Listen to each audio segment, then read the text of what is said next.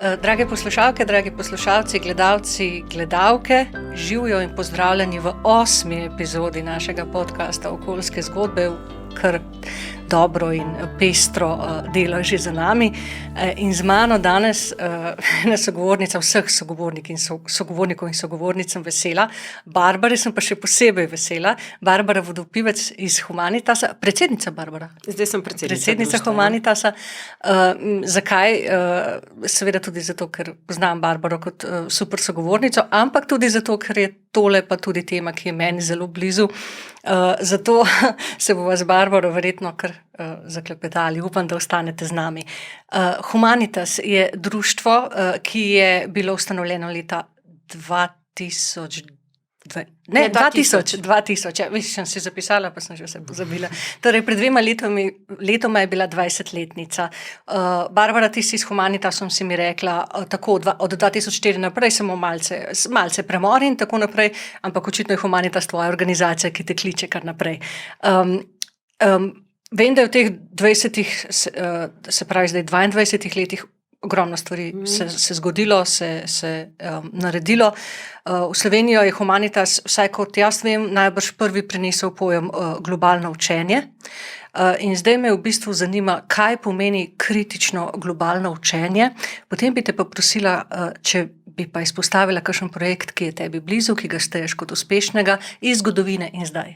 Toliko za začetek. Mogoče bi najprej omenila, kako se je sploh začelo društvo Humanitas, ker se ni začel z globalnim učenjem, ampak se je začel s programom podporništva. Včasih smo temu rekli botrstvo, danes rečemo temu podporništvo. In bistvo tega programa je, da se podpira šolanje otrok v večji meri v Afriki, delno v zelo majhnem obsegu pa tudi v Sloveniji. Del sredstev se namenja za direktno podporo posameznim otrokom, da se plačuje šolnine, šolske potrebščine, šolske uniforme, del pa za skupnostne projekte, kot na primer knjižnice, pomoč neki zdravstveni kliniki in tako naprej, da ima korist od teh projektov širša skupnost. Ta program se je začel najprej v Burkina Fasu, potem se je razširil tudi na Gano in Kenijo in se pravim, v manjši meri ga imamo tudi v Sloveniji. Tukaj gre bolj za plačevanje kakšnih obšolskih dejavnosti, mesečnih vozovnic, šolskih knjig. Tako da to so bili začetki društva Humanitas. Pol pa leta 2004 smo imeli pa prvi tak projekt s šolami. Tam je šlo za enotedenske delavnice z učenci in učenkami iz osnovnih šol na področju medkulturnega dialoga, predvsem je šlo za soočenje s stereotipi, diskriminacijo, ozaveščanje o teh temah in iz tega se je nekako v letih in letih začelo razvijati to področje globalnega učenja na našem društvu. Mi smo po leta 2006 tudi z drugimi organizacijami ustanovili platformo Sloga, kjer je globalno učenje imelo in ima tudi še danes eno tako osrednjo vlogo. Tako da nismo bili edini, ko smo začeli s tem globalnim učenjem v Sloveniji, smo pa eden prvih. Zdaj, globalno učenje je en tak zmuzljiv pojem, ima ogromno definicij, ene so bolj komplicirane kot druge, ampak če rečemo mogoče tako malo bolj enostavno, gre predvsem za to, da razumemo svet okoli sebe. In to pomeni, da se zavedamo nekih neenakosti na globalnem in lokalnem nivoju, da se zavedamo svoje lastne vpetosti v ta svet, medsebojne povezanosti in medsebojne soodvisnosti.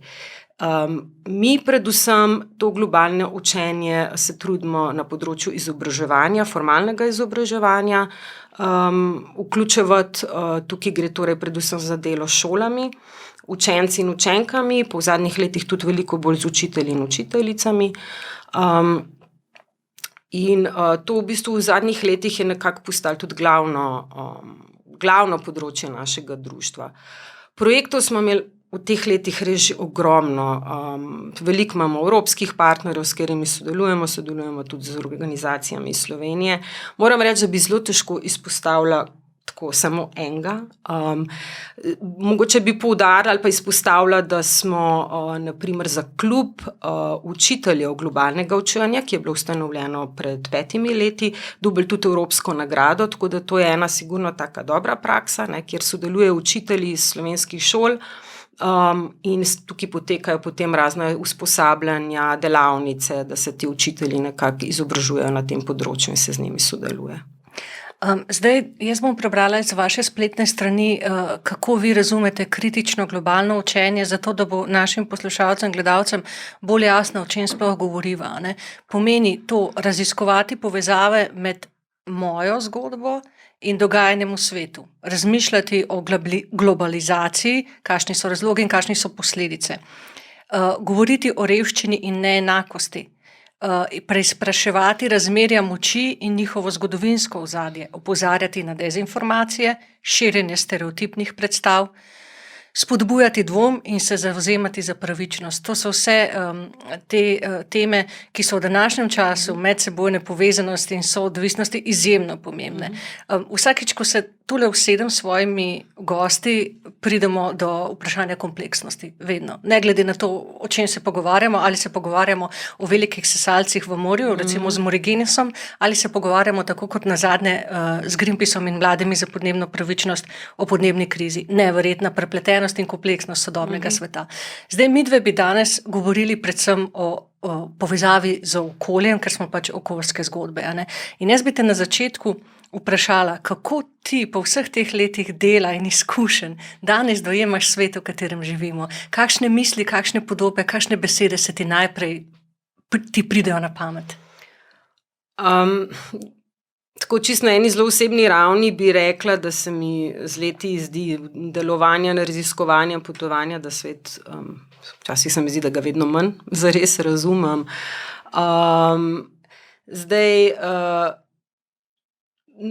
Mogoče, nažalost se mi zdi, da zadnja leta, te prve podobe, ki mi pridejo na pamet, so v bistvu dosti negativne. Ponavadi mi pride uničenje, vojna, nasilje nad ljudmi in okoljem. To so tiste prve podobe. Pa ne mislim, da je svet samo tak. Se mi zdi pa, da je moja pozornost v zadnjih letih preko dela in tudi preko drugih načinov delovanja v to zelo usmerjena. Mogoče tudi, ker nas neke informacije in podobe, ki jih dnevno absorbiramo zdaj, ali preko medijev, ali preko družbenih omrežij, ali na druge načine, je nekako v to usmerjena. Dobivamo dokaj veliko enih negativnih podob. Hkrati se mi zdi, da smo ljudje, imamo danes občutek, da smo soočeni z res nekimi prelomnimi dogajanji. Ravno podnebne spremembe so ene izmed teh stvari, ki se nam zdi, da zdaj smo pa res prišli na točke brez vrnitve, hkrati pa nimamo zares občutka, da se nekaj tako temeljito že dogaja in spreminja. Tako da sigurno bi bilo treba, oziroma jaz bi si tudi želela, da se na primer v javnosti začne tudi veliko več govoriti o nekih bojih, ki se že dogajajo, v nekih dobrih praksah, v nekih spremembah, ki že obstajajo, in da bi nas tudi s tem spodbujali, da sami bolj delujemo, da smo bolj aktivni, ker včasih ta poplava teh negativnih podob paralizira lahko. In zato je pomembno tudi govoriti o tem, kaj se že vse dogaja. Ker marsikaj se dogaja, ampak mogoče tega včasih tudi ne vidimo. O tem bova na koncu najinega pogovora. Moja dejanja sprožajo posledice na drugem delu sveta. Pa zdaj ne želim govoriti, da sem jaz sama oziroma vsi ostali mi kot posamezniki odgovorni za, poplave, suše in podnebno begunstvo. Sistemi so tisti, ki se morajo spremeniti. Ali se ti zdi, da ljudje sploh razmišljamo o teh posledicah? Kasneje bova rekli nekaj kako konkretne odločitve, kaj pomenijo to. Ali razmišljamo o tej prepletenosti in posledicah? Če ne, kaj pa nas pripravi do tega, da pa vseeno razmislimo morda? Jaz bi rekla, da zavedanja je vedno več. Je pa seveda še vedno pač premalo. Če pogledamo tudi na eni, ravno rečemo področje izobraževanja, to, kar mi v bistvu delamo na društvu Humanitas, te teme, rečemo zdaj kot globalno učenje, kot nek krovni pojem ozaveščanja o globalnih izzivih in neenakostih, še vedno ostaja kot nek dodatek v šolskem sistemu, ne pa kot neka osnovna izobraževalna usmeritev, ki bi otroke že od majhnega podbujala, da se čim bolj zavedajo tega in da tudi v bistvu začnejo delovati za nek drugačen sistem.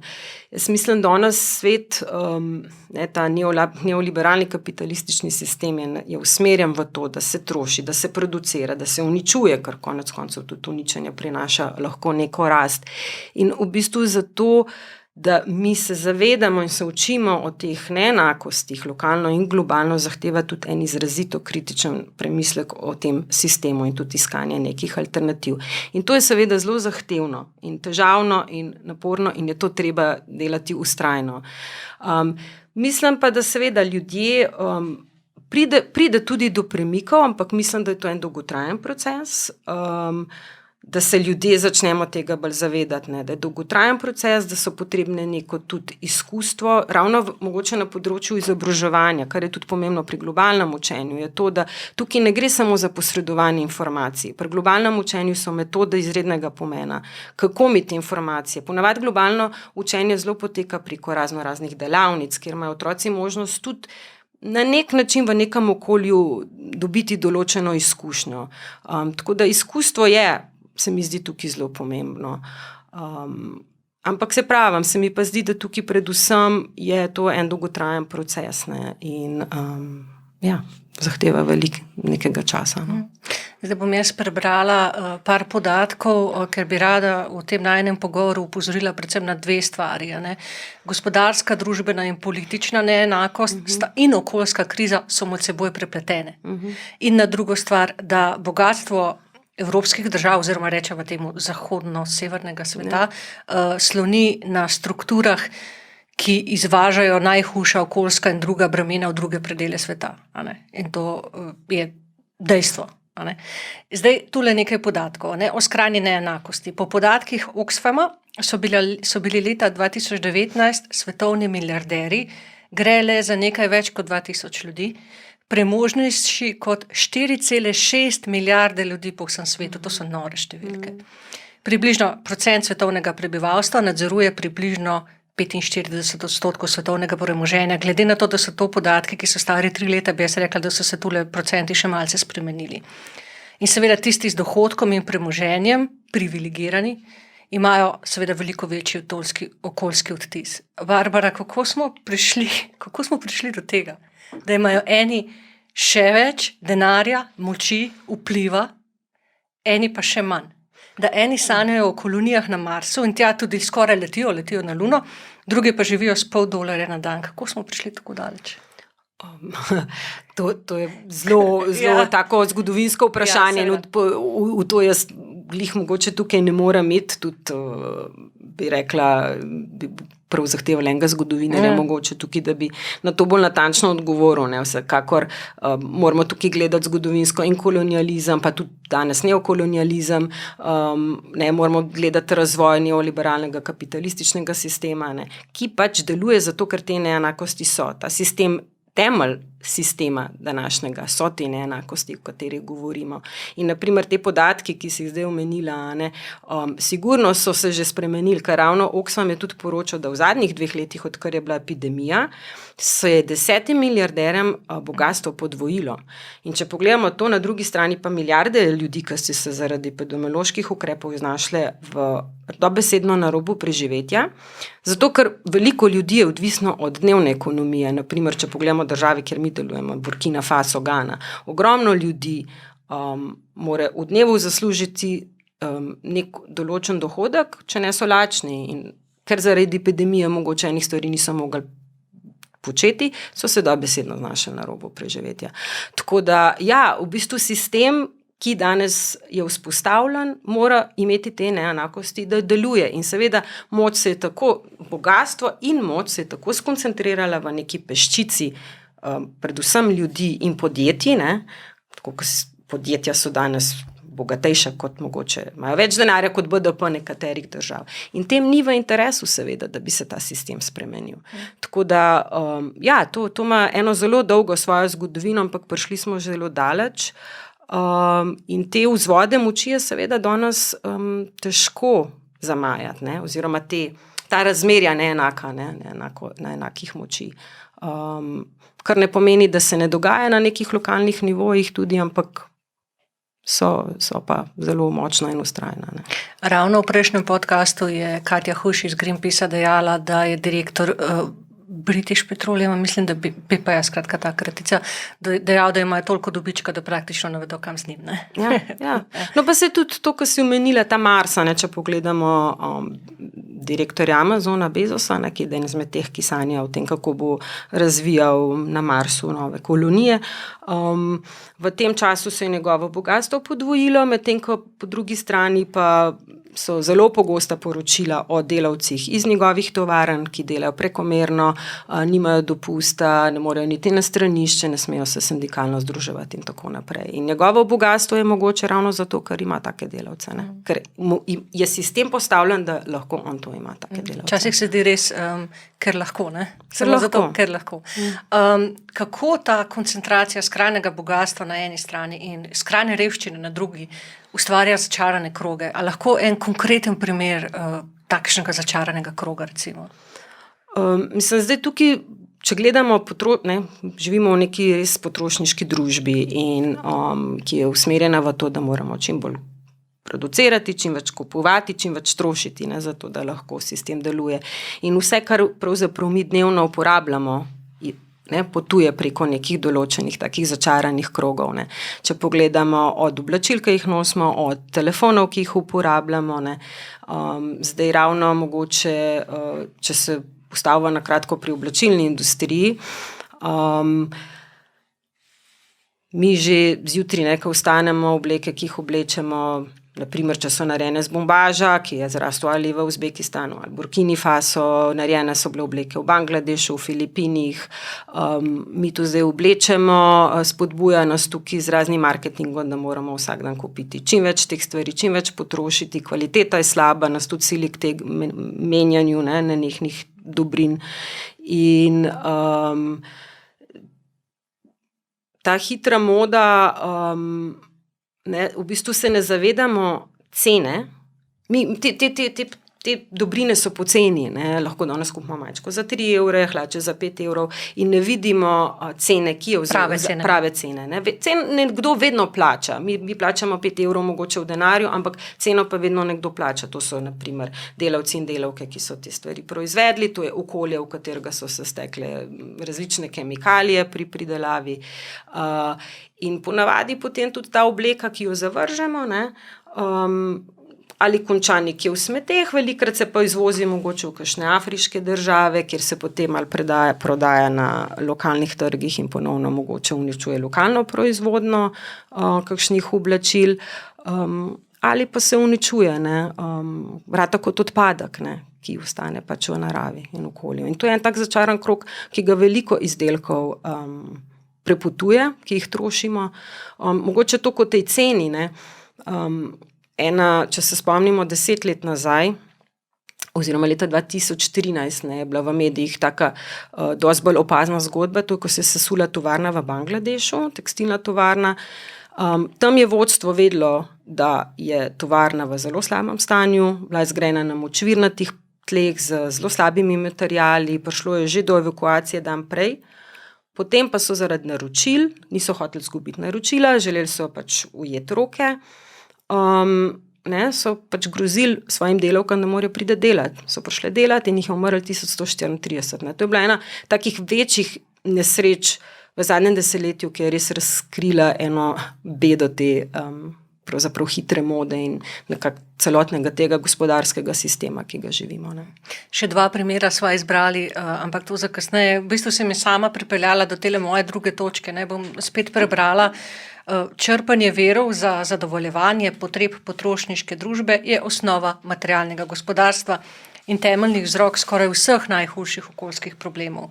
Zahodni svet, kot si rekla, izvaža posledice svojega načina življenja v druge države. Kako je to vidno, Barbara, v naprimer najhujših okoljskih krizah današnjega časa? Podnebni krizi, onesnaženja s plastiko. Če pogledamo podnebno krizo, vse to bi lahko ljudje, ki se s podnebnimi spremembami ukvarjajo in okoljem še veliko bolj nekako natančno temeljito povedali, ampak če pogledamo samo v zadnje mesece, vročinski vali v Indiji in Pakistanu, plazovi, zemeljski poplave v Južni Afriki, pač ljudje v nezahodnih državah, no, ali pa izven državah nezahodnega sveta že dobesedno umirajo zaradi posledic podnebnih sprememb, bežijo zaradi tega. Mi tudi tukaj že vemo, da pač podnebni begunci bodo sigurno v prihodnosti, da bo tega veliko več, ker že danes ljudje morajo bežati in bojo še morali bežati. Ne. In, 20 milijonov ljudi je nek podatek do zdaj. Čeprav se meni zdi v bistvu ta številka, mislim, se jih huda, ampak se mi zdi pravzaprav še nizka. No. Mislim, da je to tudi odvisno, kako se danes meri to, ne, ker v bistvu, če pogledamo samo status begunca danes na podlagi tega še noben nima. To se šele pravzaprav postavlja sistem, da se bo lahko tudi status begunca pridobilo zaradi podnebnih sprememb. Ne. In je zato tudi vprašanje, kako zdaj te meritve potekajo. No. Ampak vsekakor, ne, čeprav smo s podnebnimi spremembami soočeni vsi, ne, sej tudi mi vsi v tem svetu, seveda posledice trenutno določeni deli sveta veliko bolj občutijo in je za njih to že stvar preživetja. Ne. Posledice nosijo tisti, ki niso krivi za nastanek podnebnih sprememb. Mislim, da sem nekje prebrala, da tisti z jahtami bodo lahko, ko nas bo odplavilo, pač se usedli na svoje jahte, ne? Tako malce ironično in cinično. Ali pa na Mars, ne? Ali pa na Mars, ja. Sama si omenila, omenila si tekstil, to je ena taka zelo izpostavljena oziroma zelo očitna v bistvu gre za neko globalno verigo izdelkov, tudi storitve, jaz sem brala recimo o tem sploh nisem razmišljala, skrbstvene storitve v Evropi, kako so odvisne od večinoma nelegalne delovne sile. Zdaj bi pa midve morda rekli o dve stvari, ki jih uporabljamo vsak dan. To je naš novi mobilni pametni telefon in kasneje tudi kava in čaj. Tule spet so podatki, to je res zelo zanimivo. 630 milijonov pametnih telefonov naj bi trenutno bilo v Evropski uniji, letni izpusti več kot 14 milijonov ton ogljikovega dioksida. Potem odpadki, divja odlagališča e-odpadkov po vsem svetu, samo pri nas. Mislim, kako se zdaj reče, države globalnega juga? Uporabljate ta izraz? Včasih je bilo države v razvoju, vem, da so nas učili še na faksu, da to niso več. Države v razvoju smo vsekakor opustili zaradi celotne te ideje razvoja. Seveda zahteva eno popolnoma svojo temo, ampak se uporablja države globalnega juga, čeprav mi v bistvu želimo, poudarjamo, da če se le da, se izpostavlja posamezne države, o katerih govorimo, ker je tudi znotraj tega en ogromen razvilik ali pa mogoče države izven zahodnega sveta in tako naprej. No. Tako samo za intermezzo. Ja. Torej, ostali smo pri odpadkih, torej odlagališča odpadkov. Evropsko unijo vsako leto nezakonito zapusti več kot 350 tisoč ton e-odpadkov. In potem seveda tudi pridobivanje surovin za izdelavo našega pametnega telefona, redki minerali in tako naprej. Kar je seveda v hudem nasprotju s trditvijo, da digitalizacija vodi v zmanjšano rabo virov in v varovanje okolja, če tako razmišljamo. Torej, konkreten primer mojega novega mobilnega telefona, ki ga zamenjam vsako leto ali pa še malce bolj pogosto. Ja, no tukaj absolutno. Skriti stroški. Absolutno, zopet ena dobrina, ki se nas spodbuja, da čim hitreje menjamo, čim hitreje damo naprej, kupimo novo. Telefon najbolj pogosto, naprimer, poročila, če pogledamo to pot mobilnega telefona, kobalt, ki je pač sestavina litijevih baterij v mobilnih telefonih in drugi elektroniki. Rečemo, velik del kobalta se črpa v Kongu. Zdaj v Kongu se to ponavadi poteka z otroško delovno silo, z izkoriščenjem torej otrok in tudi odraslih ljudi, dela se prekomerno, dela se brez kakršnega koli, bi rekla, varnost za zdravje, varnost varovanja okolja. Potem v bistvu telefon se proizvede v en izmed tovarn, največkrat na Kitajskem, kjer je ponovno delovni pogoji so slabi, dela se za majhne plače, prekomerno. Potem ta telefon pripotuje seveda v državo, rečemo, se gledamo z Evropo, v Slovenijo, tukaj to na veliko kupujemo, uporabljamo in potem največkrat zavržemo, mogoče včasih damo naprej, da kdo kupi rabljen telefon, ampak ko enkrat preživi svojo dobo, postane to seveda odpadek. Preživi pa jo zelo hitro, zaradi tega, ker je narejen tako. Seveda, narejen je tako, da v bistvu moraš kupiti potem hitro. Ne gre za to, da ne bi znali izdelati pametnega telefona, ki bi trajal recimo vsaj 5 let. Ampak gre za načrtno zastaranje. Ja, je pa res, da to je eno, drugo je pa, da absolutno te tudi je velik področje tukaj enega marketinga, ki te usmerja, da moraš imeti nek nov telefon zaradi tega, ker bo bolje delal, ker bo imel nek način, ki ga ti potrebuješ, se vsiljujejo neke potrebe in nek lifestyle tudi na ta način, da se čim več potroši. No, ampak seveda potem, ko to rata odpadek, kot si omenila, ponavadi potuje v države, kjer so naprimer imajo, ali ponavadi gre za kakšne revnejše države, ki imajo v bistvu standardne ravnanja z odpadki zelo slabe, naprimer, neregulirane, naprimer v Gani je eno veliko odlagališče elektronskih odpadkov.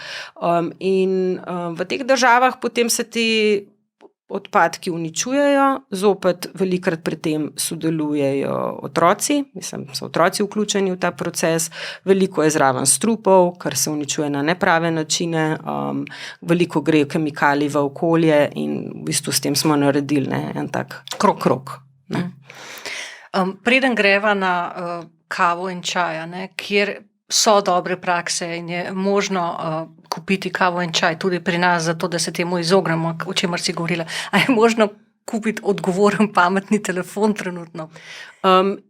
Pred leti, zdaj iskreno ne vem, pred leti pa vem, da so poskušali, da so bile ideje, da bi se naredil kot telefon iz pravične trgovine. Kot vem, potem do tega ni prišlo, ker dejansko bi stroški preveč narasli in ni bilo pravzaprav zmožno tega producirati na način, da bi ljudje to kupovali. V neki, seveda, da bi veliko ljudi lahko to kupovalo, ne samo neka peščica in da bi dejansko to bil lahko nek posel, ki bi deloval. Je trenutno v bistvu najbolj odgovorno to, kar lahko storimo, da telefon uporabljamo, dokler se mu res ne izteče življenjska doba. Jaz bi rekla, ker ga potrebujemo ga vsi. Tako, da se ga uporablja čim dlje, mogoče se kupi lahko tudi rabljen telefon, tako da so eni načini, kako se izogniti temu, da bi čim hitreje tvoj telefon postal odpadek. Ker v teh podatkih, jaz sem pa ravno brala, da je za primerjavo o tem, kako v bistvu neenakosti v onesnaževanju, čisto na ravni teh elektronskih odpadkov, da v 2019 naj bi v Evropi proizvedli 16 kilogramov ton na osebo odpadkov, v Afriki pa 1,7 na osebo. To se mi zdi ena ogromna razlika. Tako da tukaj se vidijo te neenakosti in potrošnje in porabe in prispevanja nekega okoljskega vtisa. In še kava, čaj, ki si jih zjutraj skuhamo, torej pridelujeta se v državah globalnega juga, nato jo pošiljajo v zahodne države za predelavo v nekaj, kar ima bistveno višjo vrednost in se tudi proda po višji ceni. Lahko razložiš tu približno, kako izgledajo te verige? Mogoče bi omenila v bistvu kakav, ker je v bistvu zelo Gana, kjer mi delujemo, naprimer, kjer imamo program podporništva. Gana je ena večjih proizvajalk kakava, in večina teh kakavovih zrn gre v izvoz. In se mi zdi v bistvu zanimiv, kako je sistem postavljen tako, da se v bistvu čim več izvažajo primarne surovine. Zdaj, eno je seveda to, da vlaganje v predelovalno industrijo zahteva čas in zahteva investicijo, velikokrat države se jim mudi dobiti nek dobiček, ali pa podjetjem se mudi in vlaganje v predelovalno industrijo bi bilo preprosto zamudno. Ampak pri Gani je zanimivo to, naprimer, da zdaj ta izvoz kakavovih zrn je pomemben vir deviz za Gansko centralno banko in podjetje Gansko, ki pač ima monopol nad trženjem teh kakavovih zrn, pač pridobiva posojila na mednarodnih trgih in da zagotovi ta posojila, uporablja pogodbe v kakavu. In te pogodbe v kakavu predvsem veljajo pogodbe z mednarodnimi multinacionalnimi podjetji, ker v bistvu imajo boljše bonitetne ocene kot pač domača podjetja. In to je ena prva stvar, naprimer, zakaj gre veliko pač teh kakavovih zrn v izvoz. Ne. Drugo je, da zdaj v Gani, naprimer, v zadnjih letih se je začela predelava kakavovih zrn za čokolado oziroma v neke polizdelke. Ampak zopet ta predelava poteka v teh gospodarskih conah, ki se jim reče export processing zones. Ne. To so gospodarske cone, ki so namenjeni izvozu. In tam, naprimer, podjetja lahko dobijo, so pa oproščeni davka. Ne. Podjetja tam torej delujejo in predelajo kakavove zrne v nek polizdelek, ampak morajo 70% teh izdelkov izvoziti.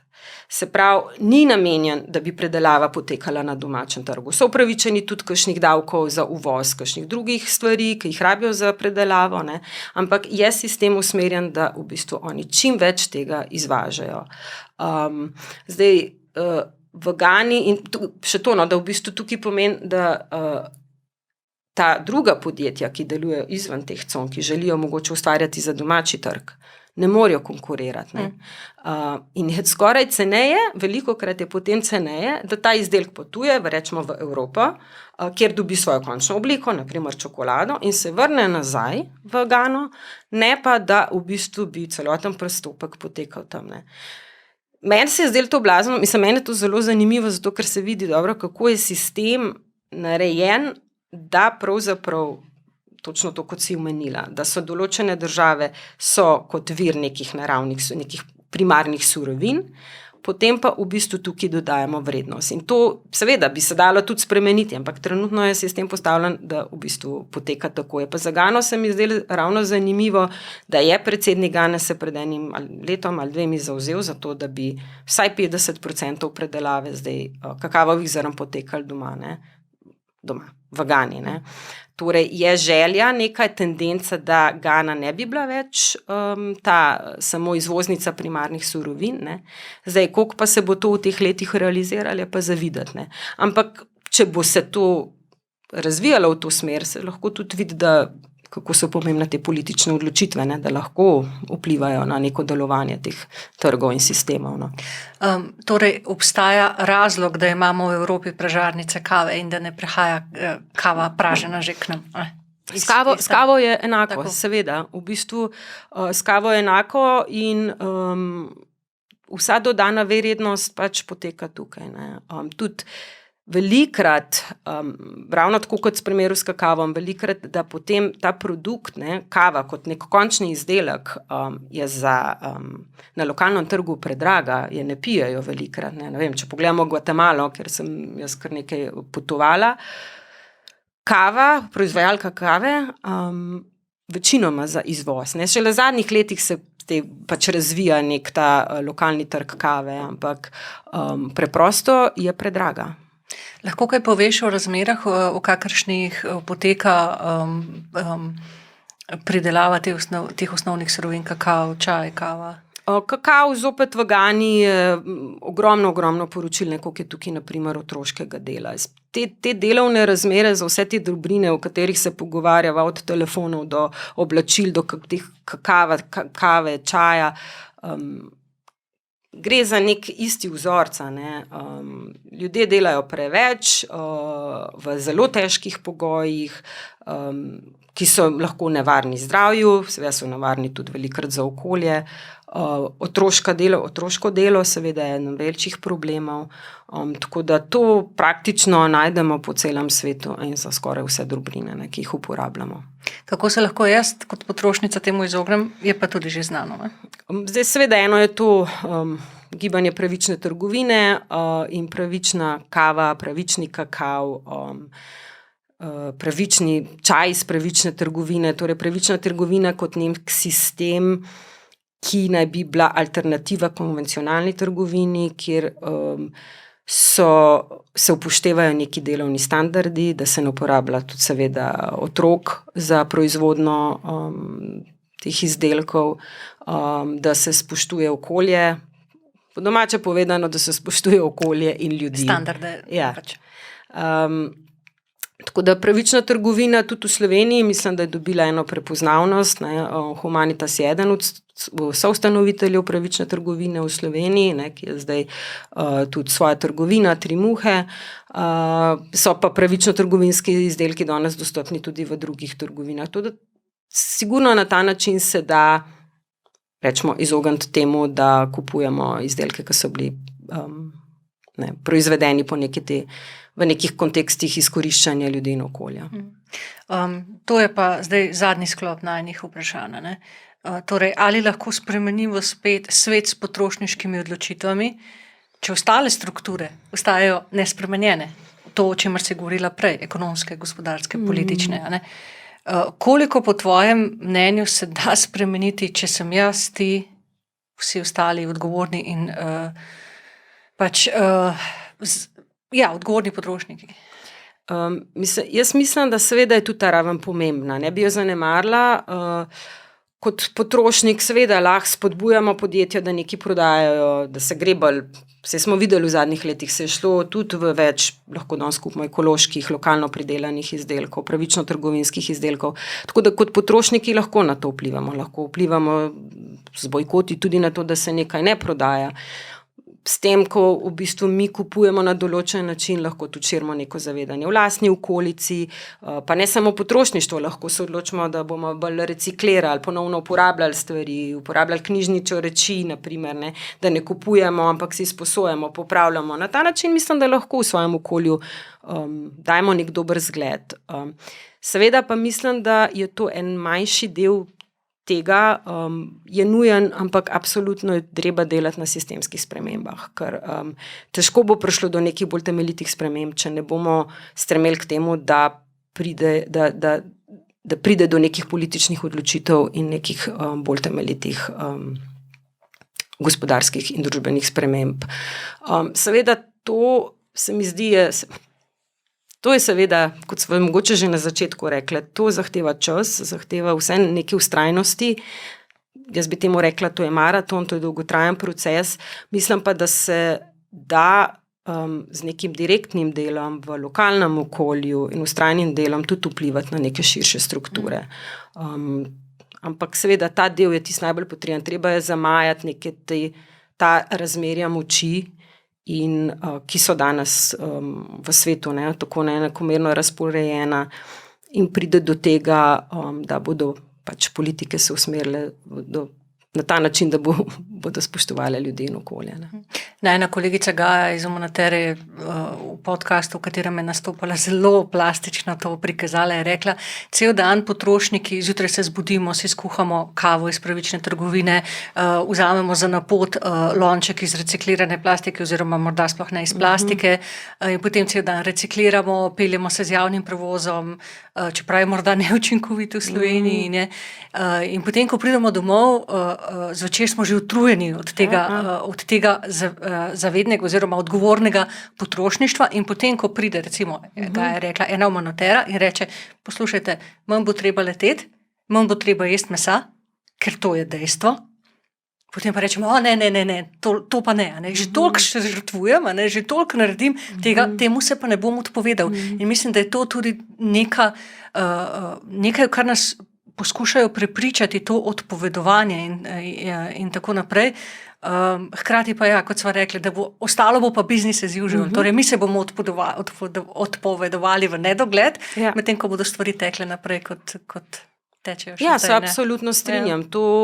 Zato je v bistvu ta raven, ki jo lahko posameznik v svojem dnevnem življenju naredi, je zelo, zelo omejena. In tudi tukaj meni se zdi pomembno reči, da mi nismo samo potrošniki in tudi naše delovanje ne more biti samo na ravni kot potrošništva, zdaj kaj jaz pojem, kaj popijem, a bom pil Coca-Colo ali ne, ali bom tako, kot praviš, da je ga pač omenila, kaj vse v dnevu se bom odpovedal. Mi smo Smo delavci in delavke, smo ljudje, ki se zahtevajo za boljše okolje, smo ljudje, ki hočemo zdravo živeti in tudi to je ena osnova, na kateri mi lahko svoje delovanje gradimo, ne? Da zahtevamo neke sistemske spremembe, ki nam bojo to zagotovile. Ne? Mene včasih pri tem, kaj kot jaz potrošnik lahko naredim, malo zmot to, da v bistvu sebe vidimo samo še kot potrošnika. Nismo samo to.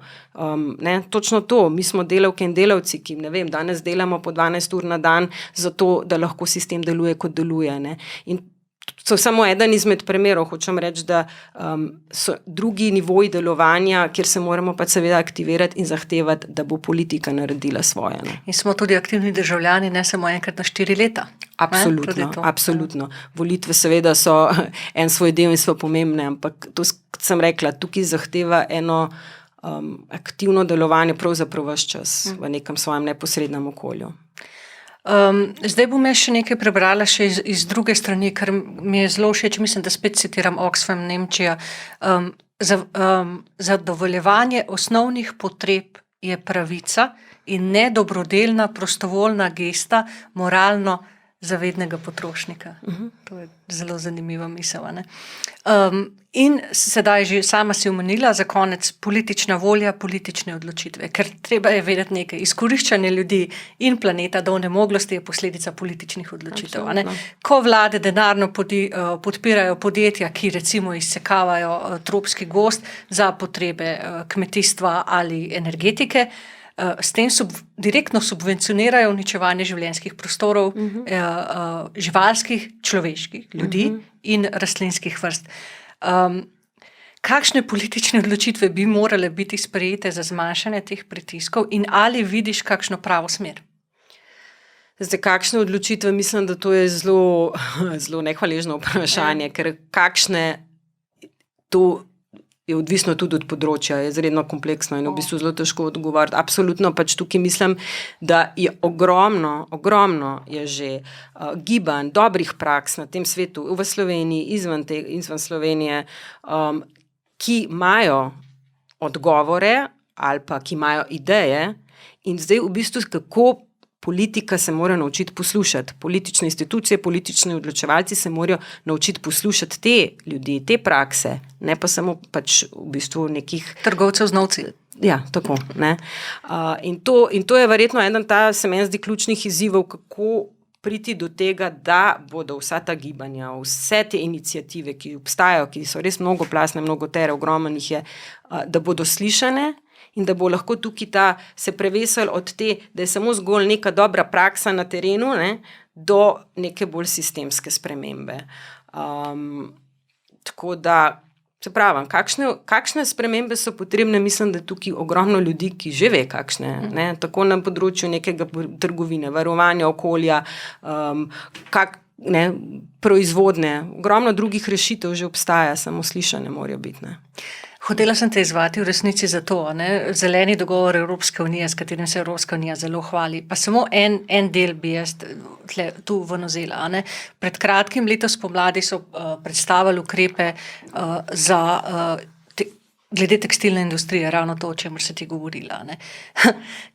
Kako naj Evropska unija svojo politiko na področju tekstilne industrije karkoli spremeni, če pa je 70% tekstila, ki pride na trge Evropske unije, narejenega zunaj Evropske unije? Kaj bo to sploh spremenilo? Ja. A rečeva začetek je. Sam se mi zdi, da nam zmanjkuje časa za začetke. Se strinjam in tudi se mi zdi, da pri Evropski uniji, dobro, to je mogoče tudi že ena potem svoja tema, ampak Evropska unija, ne, kot zdaj zveza enih evropskih držav, je izredno neoliberalno usmerjena. Ne. Tukaj v bistvu, jaz osebno na ravni Evropske unije mislim, da ta pritisk za neko bolj temeljito spremembo more priti kot prvo iz strani država. Ne. Evropska unija, mislim, da kot nek neoliberalni projekt, ne, ekonomski, bo tukaj težko naredila neke bolj temeljite spremembe, ker bo vedno lahko prišlo do odpora držav. Ne? In se mi zdi, da tukaj da je treba res veliko delati na državni ravni. Včasih to, da je neki začetek, je lahko tudi po svoje problem, ker začne iti v neko svojo smer. Ne. Zdaj, seveda, sama tekstilna industrija, mi smo imeli ogromno tekstilne industrije, ne. Tukaj lahko pogledamo, kaj smo vse že v Sloveniji imeli tekstilne industrije, pa je zamrlo, ne, naprimer, če ne drugega tovarna Mura. Ne. Smo imeli neke zgodbe o uspehu, ki so v bistvu zaradi teh potreb ponavadi nekega tako imenovanega globalnega prestrukturiranja mogle zamreti. Jaz nisem strokovnjak za trgovino in tudi tekstilno trgovino ne. Menim pa, da je ogromno ljudi, kot sem rekla, ki se s temi stvarmi ukvarja in imajo ideje, kako te stvari obrniti, da bodo ustvarjale sistem, ki bo na nekem omejenem planetu vzdržen. Ravno zanimivo, ko si omenila tekstilno industrijo. Ne? Tudi ena od naših gostij v prihodnosti bo Živa Lopatič iz zadruge Buna, ki ima tekstil v malem prstu. In ko sem se pripravljala na to njeno gostovanje, sem ravno to vtipkala v Google. Tekstilna industrija Slovenija. Kakšni so bili zadetki? Propad prvih 7-8 zadetkov. Propad. In za konec, sama si že večkrat omenila dobre prakse. Jaz bi rekla takole, v današnjem vse bolj vročem, prenatrpanem, preobremenjenem in hkrati izjemno soodvisnem in povezanem svetu je govoriti o tem, da moramo še naprej živeti v svetu, ki bo odvisen od nenehne rasti, nenehne potrošnje, nenehnega tako imenovanega napredka, vprašanje, kaj napredek sploh je pravzaprav preživeto. Ali vidiš zametke novih oblik, nove miselnosti, a vidiš upanje? Če, kje in koga? Mislim, da je čisto povsod. Res, tukaj bi pa rekla, da kjerkoli v svetu sem bila, od seveda doma Slovenije do drugih koncev sveta se vedno najde ogromno nekih iniciativ. In če pogledamo samo naprimer v našem neposrednem okolju, že take prakse, kot je knjižnica reči, naprimer, kjer se spodbuja, da se izdelke izmenjuje, razne popravljalnice, ne, kjer se ljudje učijo, kako popravljati stvari, ne, to je v drugih evropskih državah, naprimer, dosti popularno, do gibanja odrasti, ki se bori za to, da bi se po eni strani bilo zavedanje čim večje o tej omejenosti planeta in v našem načinu življenja, ampak vzpostavlja tudi že razne dobre prakse. Ne. Mladi za podnebno pravičnost, meni se zdi, da to, kako se prihodne generacije v bistvu zavzemajo za to, da je treba nekaj naredi, da se bo ta pač neskončna potrošnja in učinjevanje končalo. To so vse dobre prakse in jaz mislim, tako kot sem že na začetku rekla, da jih je treba videti, jih je treba slišati, se iz njih učiti in jim dati pozornost ravno zaradi tega, ker so tam in da jih v upanju, da bo pritisk dovolj močen, da jih bodo slišali tudi tisti, ki so na neki poziciji moči, to predvsem neke politični odločevalci. Včasih se mi zdi, da ko se pogovarjamo o vseh teh temah, ljudje kar prebledimo. Prevelike so. Ja. Toliko je problemov tukaj, na drugem, tako kot čez dan, vse to sem spil, vse to sem pojedel, kaj sem vse slabega zdaj naredil, vse je tako kompleksno, tako naporno in je po svoje res, ampak mislim, da moramo paziti, da nas to ne paralizira. Zato se mi zdi pomembno se usmerjati v te stvari, ki obstajajo, delavski boj za amazonski gozd, staroselcev in tako naprej, vse, kar sem že prej omenila. Treba je dati temu pozornost, da vidimo, da delovanje v konkretnem okolju tukaj zdaj, je mogoče in lahko prinese neke spremembe. Tako da, absolutno, so stvari mogoče, je pa treba biti vztrajen. Poleg te kompleksnosti, kateri se vedno znova v okoljskih zgodbah tule vračamo, z vsemi mojimi gosti in gostjami, se vedno znova vračamo, veš tudi k čemu, k referendumu o vodah lanskemu. Ja, to je dokaz. Absolutno, kako se je v bistvu. In jaz bom čisto osebno rekla, jaz osebno si nisem mislila, da bo šlo toliko ljudi. Sem pravzaprav zelo pocenila to mobilizacijsko moč in to, da bodo ljudje pa le prepoznali, da to pa je treba, da vode pa ne damo. Ko se nas nekaj dotakne, vemo, kaj je prav. Ja, absolutno, seveda, čim nam bližji nam je in čim bolj čutimo to na svoji lastni koži, se bolj aktiviramo, absolutno. Zato pa pravim, da je treba delovati v svojem lokalnem okolju indirektno, ker nas to lahko tudi motivira. Pa še enkrat se bom navezala na prejšnji podcast. Na koncu sem svoja gosta vprašala, citirala oziroma parafrazirala sem Antonija Gramscija, ki je dejal nekaj takšnega: sem pesimist razuma, ampak optimist duše. Kaj pa ti praviš na to? To se mi zdi zelo dober citat. Nekoč mi je nekdo rekel v Mehiki, ko sem potovala, da v bistvu kmetje v tistem okolju, večinoma so revni, se soočajo z revščino in seveda tudi sušami in težko je kmetovati. Ampak vsako jutro še vedno vstanejo zato, da bodo posadili, zato, da bojo gojili. Žene jih seveda nuja, ampak tudi upanje, da bo nekoč nekaj drugače. Tako da, ja, absolutno je treba delovati in to nas v bistvu tudi ohranja in poganja naprej, ker kaj pa bo drugače, kaj pa se bo zgodilo drugače. Hvala, Barbara, da si bila moja gostja. Hvala tebi. Tole je bila še ena epizoda Okoljskih zgodb. Glejte nas na YouTubeu, poslušajte nas na Spotifyju in v Google podcastih. Moje ime je pa Karmen. Srečno.